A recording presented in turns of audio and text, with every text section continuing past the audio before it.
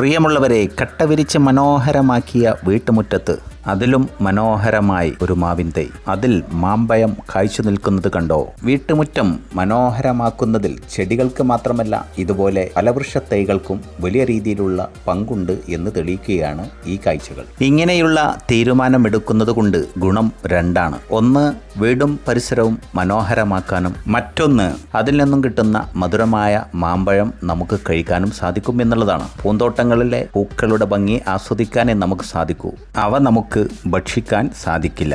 എന്തായാലും അലങ്കാര ചെടികൾ വാങ്ങിക്കുന്നതിനും അതിനെ പരിപാലിക്കുന്നതിനും വേണ്ടി ധാരാളം പണം ചിലവഴിക്കുന്ന നമ്മൾ അക്കൂട്ടത്തിൽ ഇങ്ങനെയുള്ള ശീലങ്ങളിലേക്ക് മാറിയാൽ നമുക്ക് ഒത്തിരി ഗുണങ്ങൾ നേടിയെടുക്കാൻ സാധിക്കും എന്നുള്ളതാണ് ഇങ്ങനെ ഒരു കാഴ്ച പ്രേക്ഷകരിലേക്ക് എത്തിക്കാൻ വേണ്ടി പ്രചോദനമായത്. കാഴ്ചകളിലെ വിവരിക്കലിനിടയിൽ ഒരു കാര്യം പറയാൻ മറന്നുപോയി. ആരുടേതായിരിക്കും ഈ വീട് എന്ന ചോദ്യം പ്രേക്ഷകരിൽ സ്വാഭാവികം. പ്രിയമുള്ളവരെ, ഇത് എൻ്റെ ഗ്രാമത്തിൽ നിന്നുള്ള കാഴ്ചയാണ്. അതായത് മലപ്പുറം ജില്ലയിലെ കൽപ്പകഞ്ചേരിയിൽ ആനപ്പടിക്കൽ സംസുദ്ദീൻ ബിൻ മുഹിയുദ്ദീൻ എന്നവരുടെ വീടാണിത്. വിവിധങ്ങളായ ചെടികളാലും ഫലവൃക്ഷ തൈകളാലും വീടും പരിസരവും അതിമനോഹരമാണ്. അതുക്കും മേലെയാണ് വീട്ടിനുള്ളിലെ കാഴ്ചകൾ. കൊട്ടാരതുല്യമായ ഇങ്ങനെയൊരു വീട് കാണുമ്പോൾ നമ്മൾ അറിയാതെ പോകരുത്, ഇതിലും എത്രയോ മികച്ചതാണ് അവരുടെ ചിന്തകളും കാഴ്ചപ്പാടുകളും നിലപാടുകളും പ്രവൃത്തികളും. കാരണം സംസുക്കയും അവരുടെ കുടുംബവും ഈ നാടിനും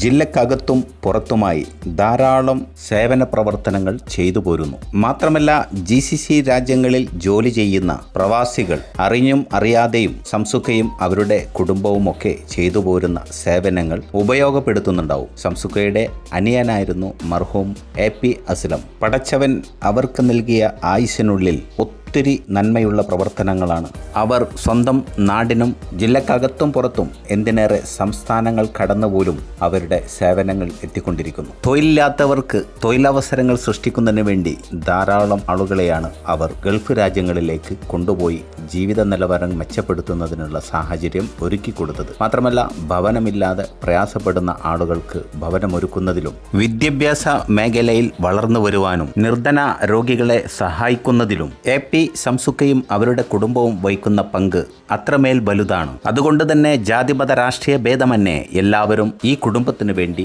പ്രാർത്ഥിക്കുന്നു, അവരുടെ ഉയർച്ചയിൽ സന്തോഷിക്കുന്നു. പ്രിയമുള്ളവരെ, ഇതുപോലെയുള്ള നന്മയുള്ള പ്രവർത്തനങ്ങൾ ചെയ്യുന്നവർക്ക് വേണ്ടി നമുക്ക് പ്രാർത്ഥിക്കാം. അങ്ങനെയുള്ള ആളുകൾ വളർന്നു വരട്ടെ നമുക്കിടയിൽ.